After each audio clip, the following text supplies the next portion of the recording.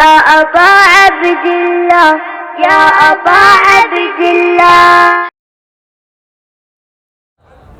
أعوذ بالله من الشيطان الرجيم. بسم الله الرحمن الرحيم. الحمد لله الذي نور قلوب العارفين بنور معرفته وأثبت فؤاد أنبيائه وأوليائه بقصص الأنبياء والمرسلين وأكمل إيمان المسلمين والمؤمنين بولاية علي أمير المؤمنين عليه السلام.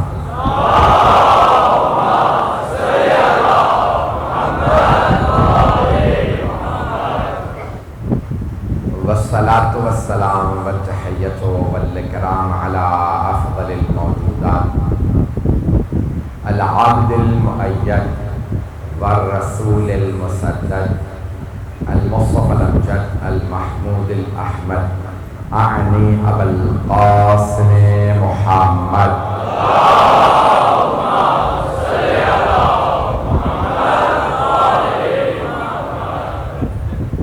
وعلى روحه ونفسه وسحره ووسيه سيد الأتقياء والأصفياء مولى الموالي إمام المتقين علي بن أبي طالب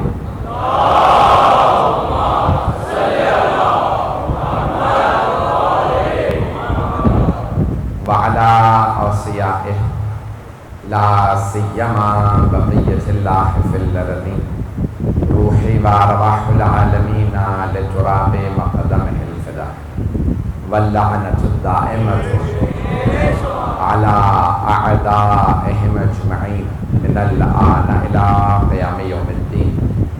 أما بعد فقد قال الله الحكيم في كتابه الكريم. بسم الله الرحمن الرحيم. الرحمن علم القرآن خلق الإنسان علمه البيان. صدق الله العلي العظيم. صلوات.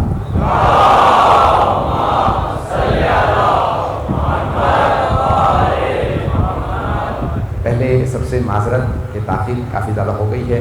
آج پھر دوبارہ کچھ ایک مسائل تھے جنہیں حل کرنا بہت ضروری تھا. کچھ میری ذات سے متعلق تھے جس کے پھر کراچی میں پڑھنے کے مسائل ہوتے اسے دیکھ کے آیا ہوں, اور پھر کچھ میری طبیعت 2-3 دن سے ناساز ہے. ابھی سولجر بازار بھی جانا ہے. جو مطالب پیش کروں گا, جو میں موضوع سوچ رہا تھا, گزشتہ چند برس سے آپ کی خدمت میں مطالب پیش کر رہا ہوں. میں نے سورہ رحمان کا انتخاب کیا ہے, ابتدائی چند آیات کا, جس میں اللہ سبحانہ وتعالیٰ ارشاد فرماتا ہے بسم اللہ الرحمن الرحیم. قرآن کریم میں 114 سورے ہیں اور 113 سوروں کی ابتدا میں اللہ نے بسم اللہ کو بھیجا. اور ہمارے بعض علماء کا نظریہ یہ ہے کہ ہر دفعہ بسم اللہ کے نئے معنی ہیں. سمجھ ہے میرے ساتھ؟ ہر دفعہ نئے معنی ہیں. یعنی بسم اللہ اگر دہرائی جا رہی ہے تو ایک ہی معنی میں نہیں. تکرار کم علمی کی علامت ہے. اللہ علیم و خبیر ہے. علیم و خبیر اگر دہرا رہا ہے تو یہ کسی وجہ سے دہرا رہا ہے. توجہ ہو, بعض اوقات دہرایا جاتا ہے تذکر کی وجہ سے. تذکر یعنی یاد دہانی. میری گفتگو سمجھ میں آ رہی ہے تمام حضرات؟ یاد دہانی کرانا, تذکر دینا, ریمائنڈر کے طور پہ مختلف الفاظ ہیں. میں نے ہر زبان سے آپ کے سامنے کوشش کی کہ پیش کر دوں. یہ ریمائنڈر ہے, اللہ تذکر دیتا ہے. اللہ اگر کسی بات کو دہرائے تو یہ کم علمی کی علامت نہیں ہے, یہ اس کے علیم و خبیر ہوتے ہوئے اس نے ہمیں خلق کیا, وہ جانتا میں نے کیسا بنایا. تب انسان پہ بحث ہے کہ انسان, لفظ انسان نکلا کون سے لفظ سے.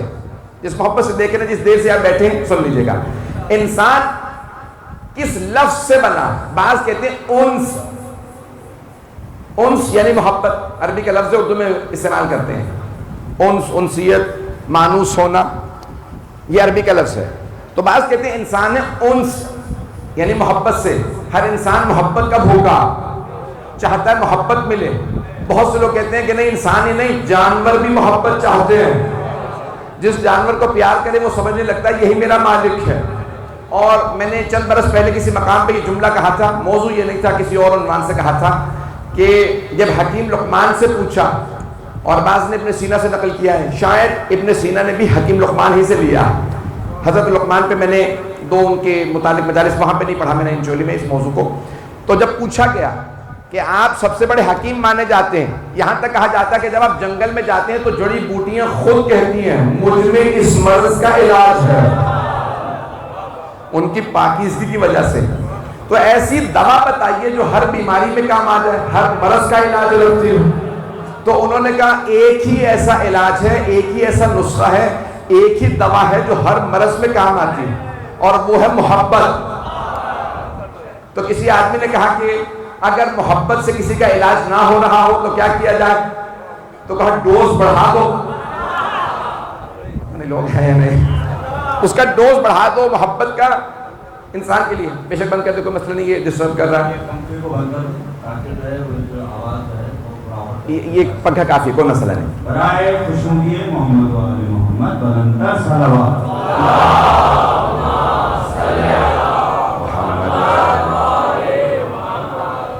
ہوں تو پاکستانی لیکن ساری زندگی باہر گزر گئی ہے، 32 بلکہ 34 برس، یعنی سب ممالک میں رہ کے گرمی کی برداشت کی عادت تقریباً ختم ہو چکی ہے، اس لیے میں بغیر پنکھے کے مجلس نہیں پڑھ پاتا۔ تمام علماء کہتے ہیں کہ نہیں گرمی میں پنکھا نہ لگاؤ، یہ ہو جائے گا وہ ہو جائے گا، میرا اگر پنکھا نہ ہو تو کچھ ہو جائے گا، یہ صورتحال ہوتی ہے۔ تو بس یہ چھت پہ پنکھا ہے اور آپ کی دعائیں ہیں۔ تو عزیزان گرامی، انس محبت اس کے بغیر انسان کا گزارا نہیں ہے، اور انسان مدنی الطبع اس لیے ہے، یعنی سوشل اینیمل ہے، جو سائیکالوجی نے کہا، مجمع ہے نا میرے ساتھ، یعنی انسان سوشل اینیمل ہے، دوسرے انسانوں کے درمیان رہنا چاہتا ہے۔ کیوں؟ کیونکہ انس چاہتا ہے۔ اگر کسی کو یہ پتا چلے نا کہ وہ بیمار ہے اور اسے یہ ہو کہ لوگ میری پرواہ کرتے ہیں، محبت کرتے ہیں، تو خود بخود صحت یاب ہو جاتا ہے۔ اور اگر کوئی صحت مند تو اسے یہ محسوس ہونے لگے مجھ سے کوئی محبت نہیں کرتا، تو خود بخود بیمار ہونے لگتا۔ توجہ، بہت سے بچوں کے ذہن میں بیٹھ جاتا ہے مجھ سے کوئی محبت نہیں کرتا، جبکہ دنیا کا اصول یہ ہے اللہ خود محبت کا خالق ہے۔ اس نے قدرتی طور پہ ماں باپ کے دل میں محبت ڈالنی ہوتی ہے۔ میرے کچھ بھائی، میرے بچے پہنچ گئے، بہت سے نوجوان سمجھتے ہیں مجھ سے کوئی محبت نہیں کرتا، میرے ماں باپ بھی محبت نہیں کرتے۔ یہ معاشرہ ذہنوں میں باتیں ڈال دیتا ہے، تمہیں کوئی نہیں چاہتا، وہ سوئسائڈل ہو جاتے ہیں، خودکشی کرنے کی طرف جاتے ہیں، برائیوں میں پڑ جاتے ہیں۔ یاد رکھیں، ماں باپ سے زیادہ دنیا میں کوئی مخلص نہیں ہوتا، ماں باپ سے زیادہ کوئی نہیں چاہتا۔ واحد رشتہ جو چاہتا یہ ہے کہ مجھ سے آگے میری اولاد جائے، ماں باپ چاہتے ہیں کہ میری اولاد مجھ سے بھی آگے جائے، اس لیے واحد رشتہ کہتے ہیں جس میں حسد پیدا نہیں ہوتا۔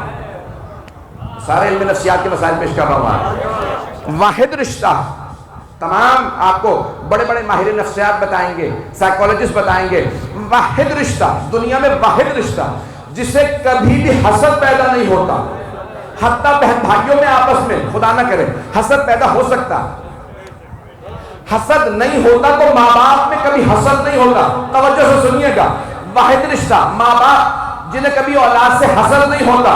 اسی لیے پیغمبر نے فرمایا انا وعلی ابا هذه الامه، میں اور علی امت کے باپ ہیں، باپ کو کبھی اولاد سے حسد نہیں ہوتی۔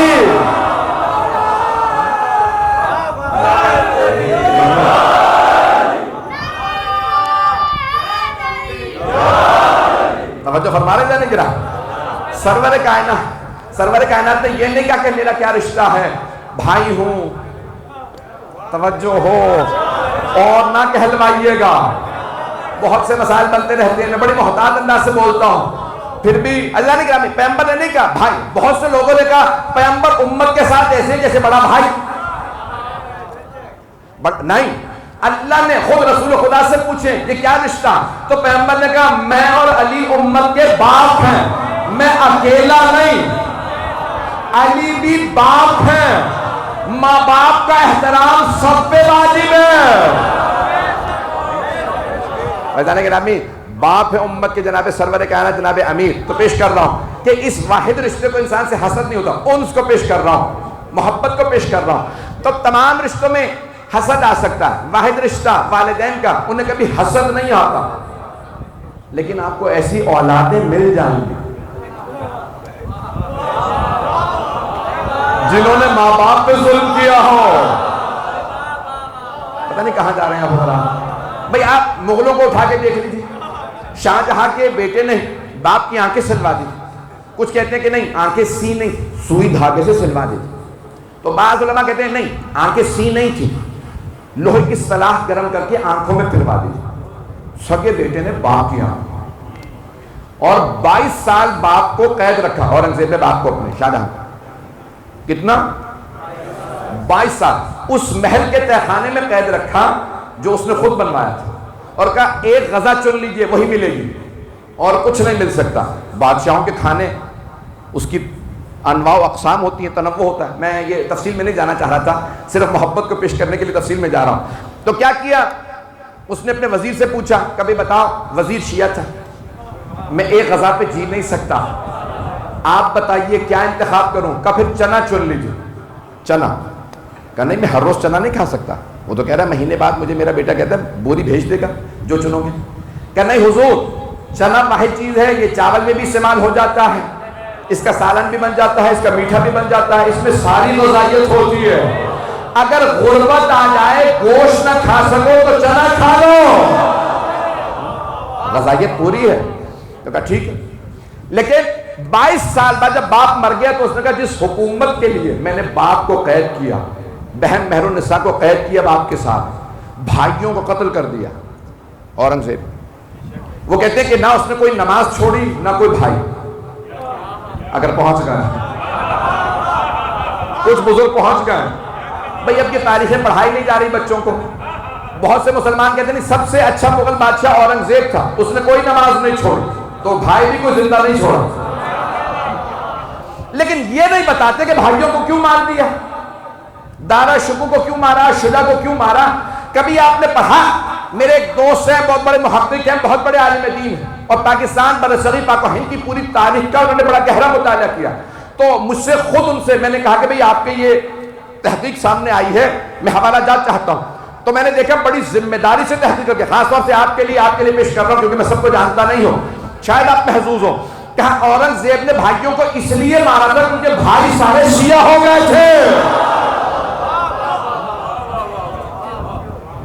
اذان گرامی, یہ محبت واحد رشتہ ہے جو کسی کو کسی سے قریب کر دیتا ہے. اور رسول خدا نے کیا فرمایا کہ اہل بیت کی محبت نجات دلاتی ہے. اگر لوگ پہنچ گئے, میں ایک ایک جملے کے اندر پورے مفہوم پیش کر رہا ہوں, اشارے کر کے آگے بڑھا. محبت, حاکم تسلیم کرنا نہیں, دل میں محبت رکھنا. یہ نہ کہنا کیونکہ چوتھے خلیفہ تھے تو مجبوراً مان لو. پیغمبر نے کہا نہیں, علی کی محبت واجب ہے. ابھی بھی مجمع نہیں ہے, یہاں تک سرور کائنات سے صحابہ کے مجمع میں فرمایا اگر میرے بھائی علی نے تم میں سے کسی کی ناک پہ تلوار بھی ماری ہو تو میرے بھائی کا بغض نہ رکھنا, اس کی نفرت کو بغض جہنم لے جاتا.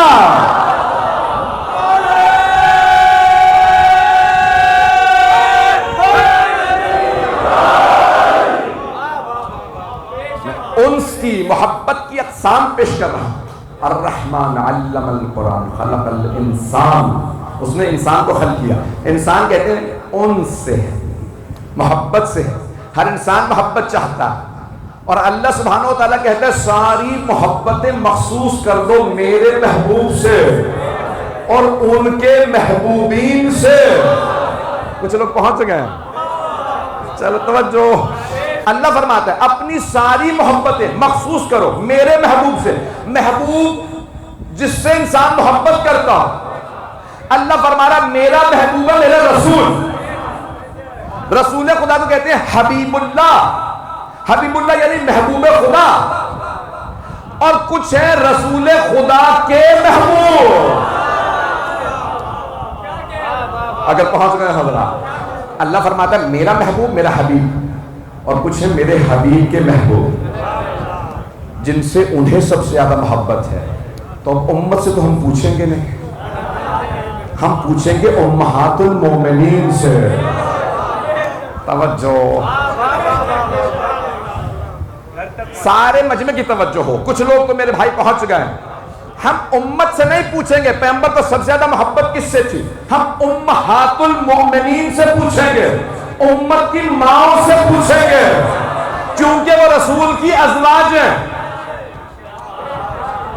بھائی تمام بڑے بڑے علم نفسیات کے ماہرین نے لکھا، سائیکالوجسٹ نے لکھا کہ میاں بیوی کھلی کتاب کی مانند ہوتے ہیں، بیوی کو ہر بات پتہ ہوتی ہے شوہر کی، تو امہات المومنین کو پتہ پیغمبر کو محبت کس سے زیادہ۔ اب اگر کوئی امتی کہے پیغمبر کو زوجہ سے محبت تھی تو اس زوجہ سے پوچھو کس سے محبت تھی، وہ زوجہ کہتی ہے رسول خدا کو سب سے زیادہ محبت فاطمہ سے تھی۔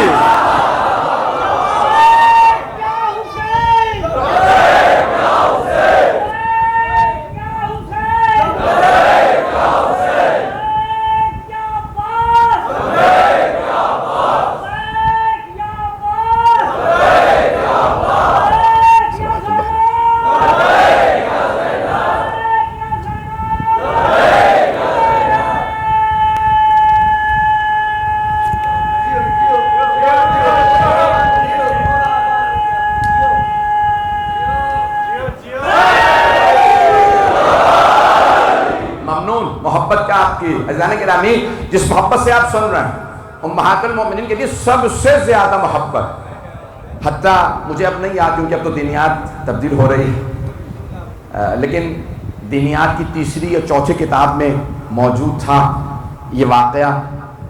پاکستان کی جو حکومت کی طرف سے دینیات چھپی تھی اس میں آپ ابھی بھی شاید موجود ہو، بڑے بڑے یہاں پہ قابل ہستیاں موجود ہیں جنہوں نے پورے تعلیمی نصاب اول سے آخر تک ہنگالے ہیں، یہ مجھے تصدیق کریں گے کہ ابھی ہے یا نہیں ہے، کہ تمام امہات المومنین کہتی ہیں سرور کائنات جب سفر پہ جاتے تھے تو سب سے آخر میں سیدہ سے ملتے اور جب واپس آتے تو سب سے پہلے سیدہ سے، ایسا کچھ لوگ کو بہت چکا ہے۔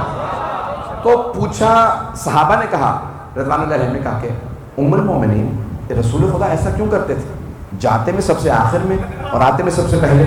کہ ہم نے بھی پوچھا رسول خدا سے یا رسول اللہ آپ ایسا کیوں کرتے ہیں، جب جانے لگتے ہیں تو سب سے ملتے ہیں آخر میں سیدہ سے اور جب واپس آتے ہیں تو سب سے پہلے سیدہ سے؟ کہ میں چاہتا ہوں کہ میرا اور فاطمہ کا جدائی کا وقت سب سے کم رہے، مجھے سب سے زیادہ محبت سیدہ سے۔ عزیزان گرامی، اور مردوں میں کس سے محبت تھی؟ میں نے کچھ بھی نہیں کہا،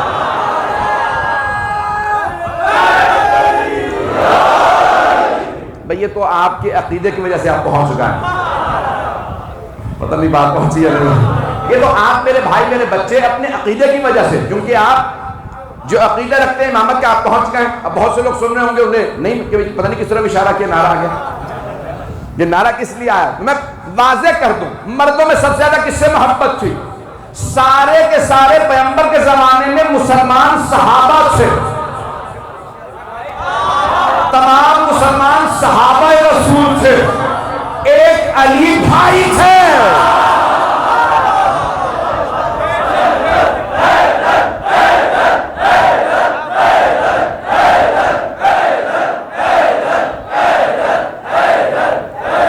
غور فرمائے گا نہیں، سب کے سب ہیں صحابہ، جتنے مسلمان پیغمبر کے زمانے میں وہ صحابی اور علی بھائی۔ صحابہ در والے ہیں، علی گھر والے ہیں۔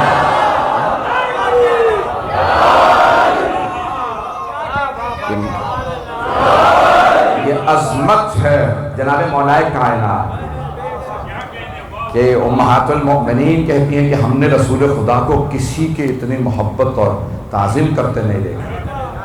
تو اب بعض افراد نے کہا وہ تو نیچرل ہے، پیغمبر نے جب آغوش میں پالا تھا تو محبت ہو ہی جاتی ہے، پتہ نہیں لوگ ہیں یا نہیں، کیونکہ جناب سرور کائنات نے جناب ابو طالب سے کہا چچا جان آپ نے مجھے پالا تھا، میں چاہتا ہوں میں علی کو پالوں۔ بھئی جناب ابو طالب کے بس ایک ہی بیٹے تھے، توجہ، بیٹے 4 تھے، لیکن جناب رسول خدا نے نہیں کہا عقیل مجھے 2 دے دیجئے، جعفر تیار دے دیجئے، کیا وہ کم تھے؟ ہاں، علی جیسا کوئی نہیں تھا۔ سرور کائنات کا خود جناب ابو طالب سے کہنا میں بھی علی کا طلبگار ہوں، پوچھے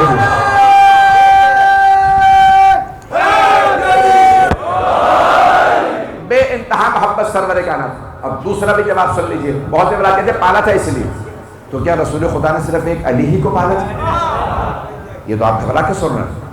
بھائی حضرت زید کو پالا تھا رسول خدا نے, وہ بھی لے پالک تھے. توجہ, پیغمبر کے کہاں بیٹی بیٹیاں لے پالک سمجھتے ہیں؟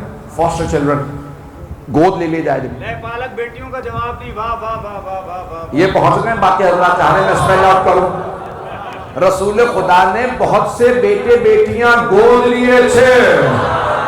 اگر پہنچ گئے ہوں, اب پہنچ گئے حضرات. حضرت زید کو بھی گود لیا تھا اور وہ کہنے لگے تھے ابا جان یا ابا چے. تو اللہ نے آیت نازل کی وما محمد ابا احد من رجالکم ولکن رسول اللہ. خبردار, محمد تم مردوں میں سے کسی کے باپ نہیں ہے, بس اللہ کے رسول ہیں. کسی مرد سے کوئی رشتہ نہیں, کہ صرف میرے رسول ہیں. کسی سے کوئی رشتہ نہیں, کوئی رشتہ نہیں. توجہ, آدھا مجمع گھبرا کے سن رہا, میں بھی پورا خون نکل دوں گا. یقین مانے میری حالت اچھی نہیں ہے. اللہ کہہ رہا ہے کسی سے کوئی رشتہ نہیں, بس میرے رسول ہے. بس مجھ سے رشتہ میرا رسول ہے, کسی سے کوئی رشتہ نہیں. یہ عبداللہ کے بیٹے نہیں, بس میرے رسول ہے. آمنہ کے لال نہیں, بس میرے رسول ہے. عبد المطلب کے پوتے نہیں, بس میرے رسول ہے. ابو طالب کے بھتیجے نہیں, بس میرے رسول ہے. فاطمہ کے بابا نہیں, بس میرے رسول ہے. ازواج کے شوہر نہیں, بس میرے رسول ہے. حسنین کے نانا نہیں, بس میرے رسول ہے. اب اگر کسی بیوی کی تعظیم میں کھڑے ہو جائیں تو باپ نہیں کھڑا ہو رہا, رسالہ.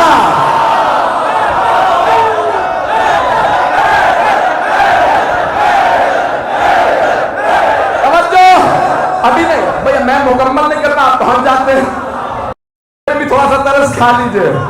اب اگر پیغمبر کسی کو ہاتھوں پہ اٹھائے اور کہے جس کا میں مولا, یہ بھائی بھائی کے لیے نہیں بول رہا, رسالت علی کے لیے.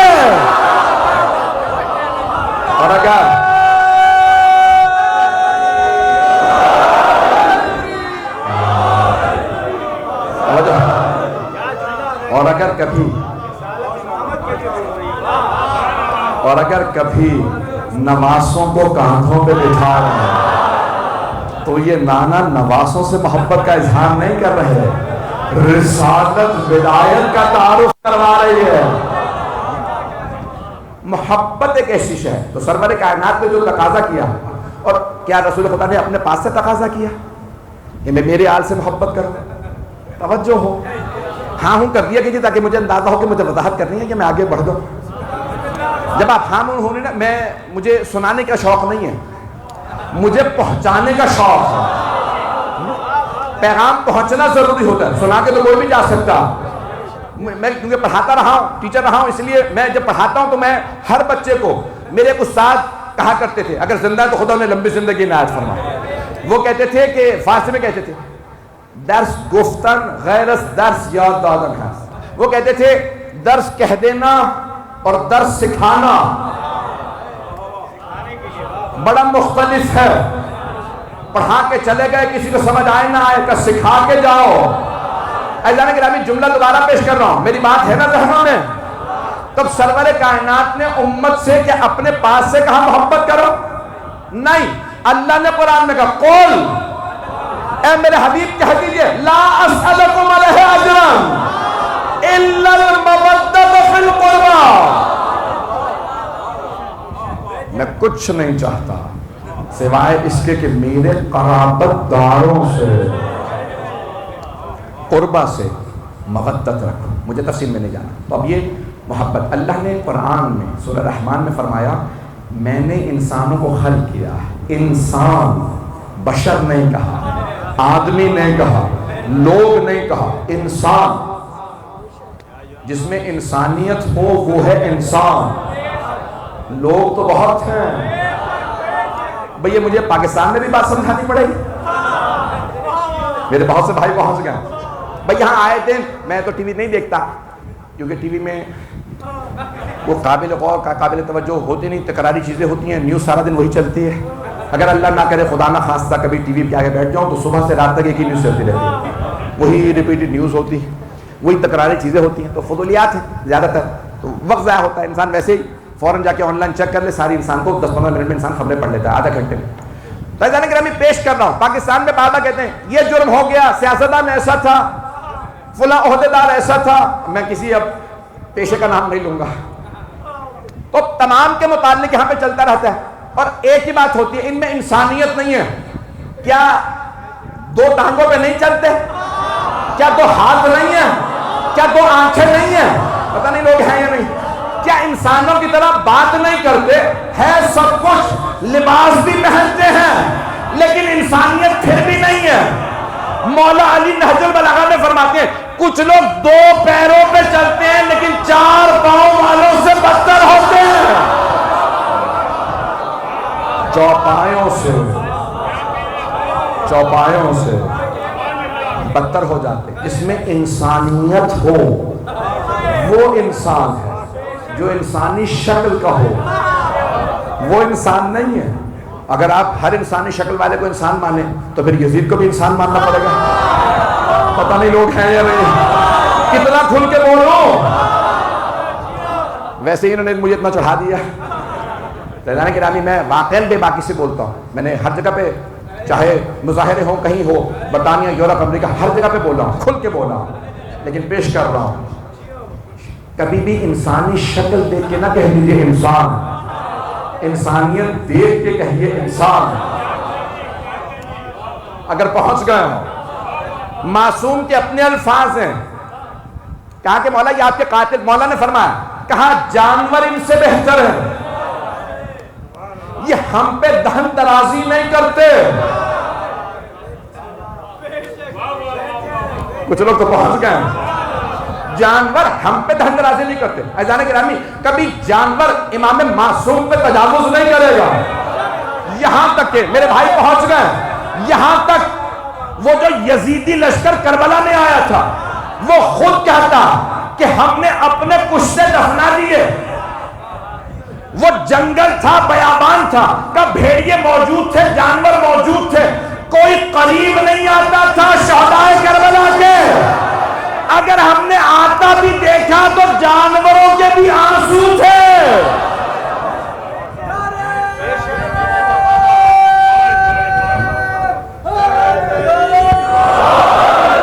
میری بات پہنچ رہی؟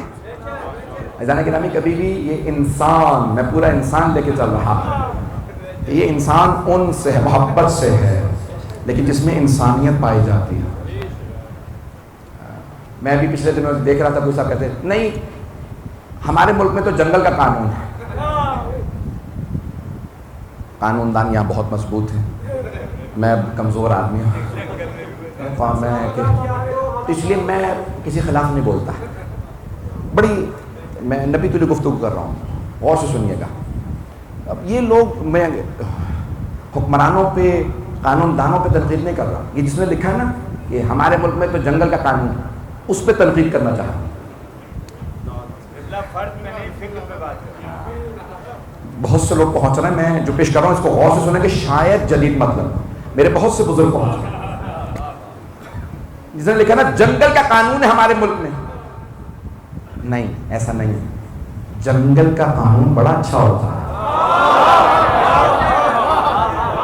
اگر کبھی کوئی بیا پرندہ ہوتا ہے تو کیا کرتا ہے, وہ خود گھونسلہ بناتا ہے بہت خوبصورت, اور اگر کبھی کوئی اس کے گھونسلے میں انڈا دے جائے تو توڑتا نہیں ہے, اسے پھینکتا نہیں ہے. وہ کہتے ہیں میرے گھونسلے میں انڈا دے گیا, کوئی بات نہیں, میں سیکوں گا, بچہ بھی چپ کے کھلاؤں گا. پتہ نہیں لوگ پہنچے یا نہیں پہنچے. ابھی تو میں نے ایک مثال دی, میرے بزرگ پہنچ گئے. جنگل میں بھی اگر کبھی کسی جانور کو دوسرے جانور کا کوئی شیر شکار کر کے لے جائے اور اسے یتیم بچہ ملے تو وہ گود لے لیتا. ہرنی دوسری ہرنی کے بچے کو دودھ پلا دیتی ہے. پتہ نہیں لوگ پہنچے یا نہیں.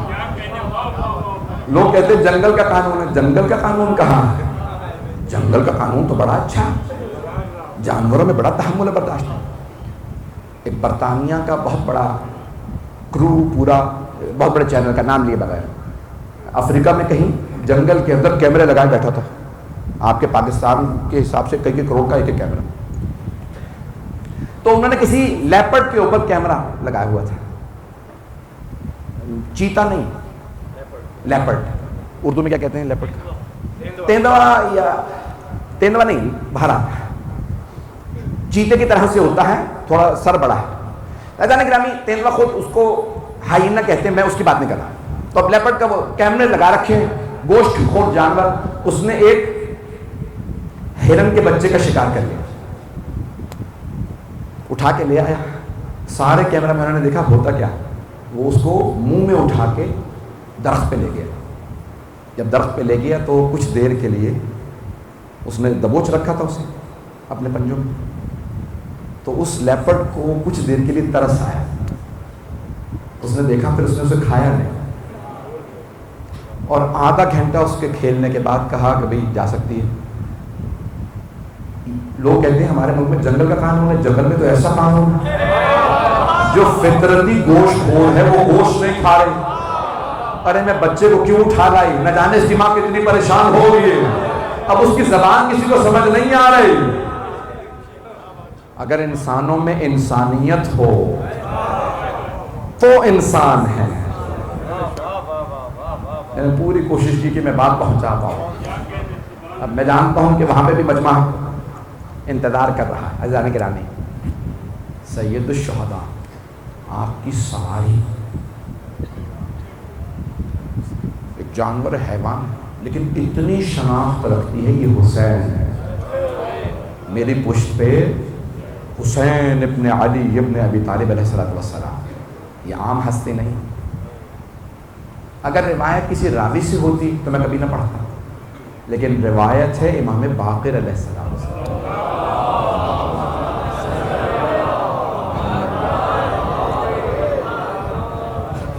زحمت تو تمام کر رہا ہوں, 5 سے 10 منٹ 15 منٹ زیادہ مسائل. 11 محرم کے مسائل ہیں. امام فرماتے ہیں 11 محرم کا دن ہے, بلکہ خود عصر عاشور جب مولا پشت ذوالجناح سے زمین پہ آئے تو ذوالجناح نے رونا شروع کیا اور سید الشہداء کا طواف شروع کیا. یہ طواف کیوں کر رہا ہے ذوالجناح؟ تاکہ کوئی تیر نہ لگے, کوئی قریب نہ آ سکے. یہ حسین ابن علی طواف کر کر کے ذوالجناح بتا رہا ہے میں کسی کو قریب نہیں آنے دوں.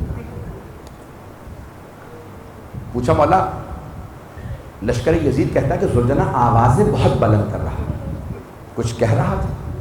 تو آپ نے فرمایا ہاں, بار بار ایک ہی جملہ دہرا, الولیمۃ الولیمہ, وائے ہو اس امت پہ جنہوں نے اپنے ہی نبی کا نواسہ مارا.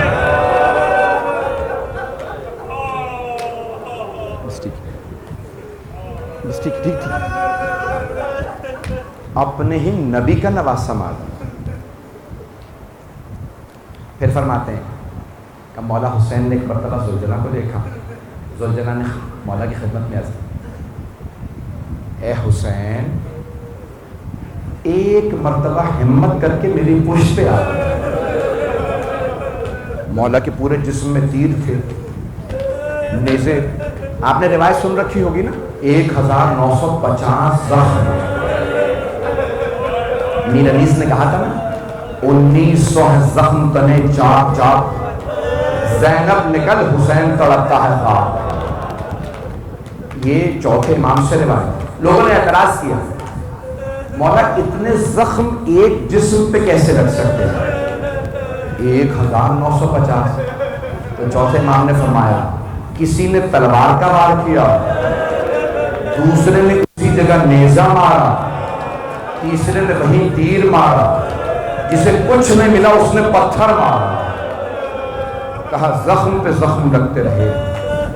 کہا میرے بابا کے بدن پہ 1950 زخم. مولا ایک ایک عضو کو سلام کرتے. ایک مرتبہ ذوالجلال نے کہا مولا میری پشت واپس آ, میں اتنی دور لے جاؤں گا پھر کوئی تیر نہیں لگے گا. تو مولا حسین نے کہا ذوالجنا جا کے خیموں میں میری بہنوں کو بتا میں تیری پشت سے گر گیا. کچھ جملے میں نے شام غریبہ میں پڑھی تھے وہ نہیں دہراؤں. اب 11 محرم کا دن ہے، عصر عاشور میں کالی آندھی چل رہی تھی، سیاہ بادل چھائے ہوئے تھے، خون کی بارش ہو رہی تھی. حسین ابن علی کو اتنی بے دردی سے مار دیا گیا تھا، ایک قیامت صغریٰ برپا تھی. اب کیا ہوا؟ بیویاں دیکھ نہیں پا رہی تھی کہ کس لاشے کے ساتھ کیا سلوک ہوا، لیکن جیسے ہی 11 محرم کا دن نکلا، راوی کہتا کہ بیویاں میدان کربلا میں ایسے بکھر گئیں جیسے ٹوٹی ہوئی تسبیح کے دانے بکھر جاتے. کوئی بیوی کسی لاشے پہ، کوئی کسی لاشے پہ، اور کیا دہرا رہی ہیں؟ ہر بیوی اپنے شہید کو یاد کر کے کہتی ہے ہائے قاسم، کوئی بیوی کہتی ہے ہائے علی اکبر. ہر بیوی اپنے شہید کو یاد کر رہی ہے، لیکن 2 بیویاں کسی لاشے پہ نہیں گئیں. یہ 2 بیویاں صرف مولا حسین کے لاشے پہ آئیں. پہلی ہیں جناب زینب کبریٰ. جناب زینب کسی اپنے بیٹوں کے لاشوں میں نہیں گئے، مولا حسین کے لاشے پہ آئے. مولا سجاد فرماتے ہیں ایک پتھر کے نگینے کے برابر میرے بابا کے جسم پہ جگہ باقی نہیں تھی جہاں میری پھوپھی بوسہ دے سکتی. ایک مرتبہ جناب زینب کبریٰ نے مولا حسین کا طواف کیا. طواف کرنے کے بعد بلند آواز سے رو کے کہا اماں ذرا آ کے دیکھیں آپ کا بیٹا کتنا زخمی ہے.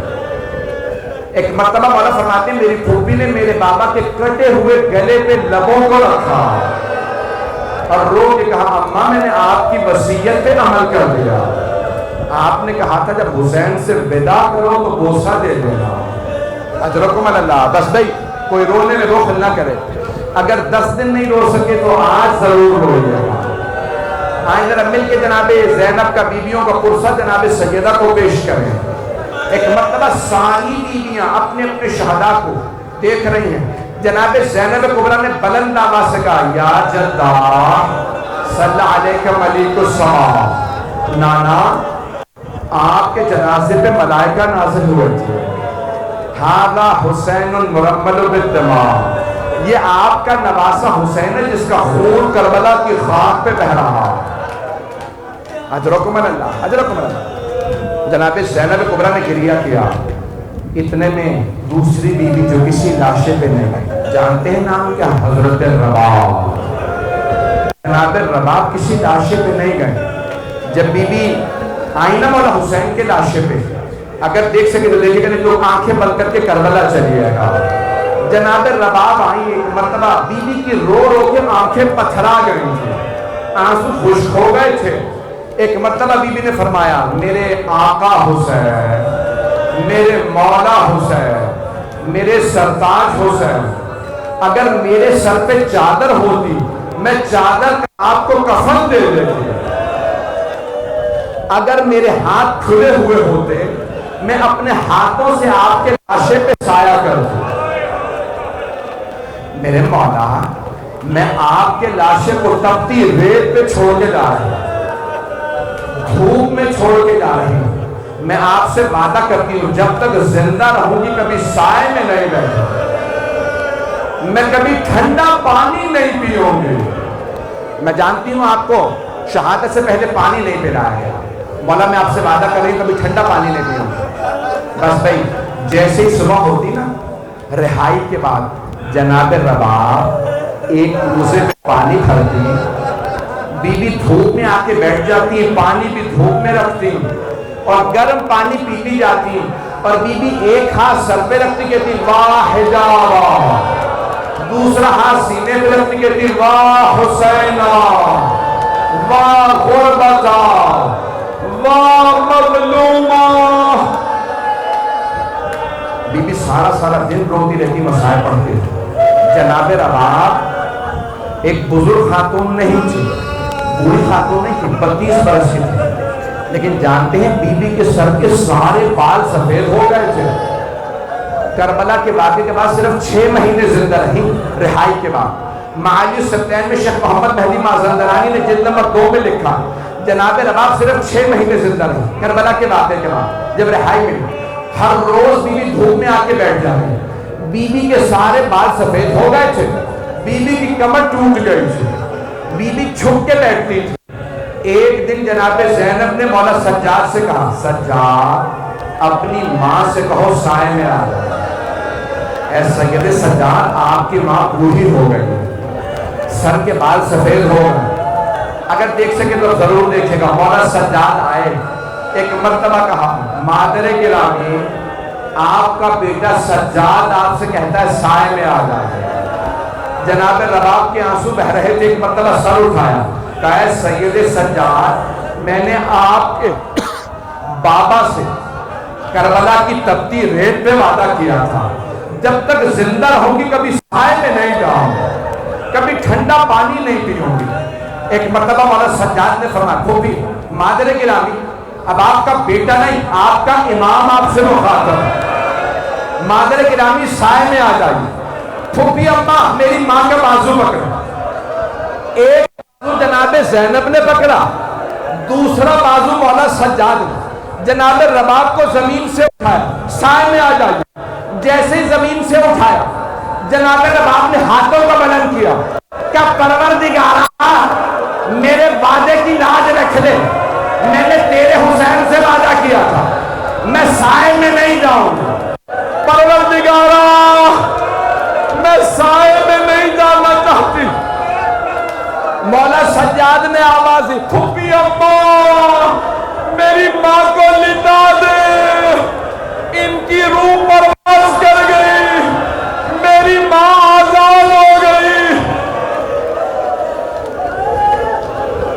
الا لعنت اللہ علی القوم الظالمین.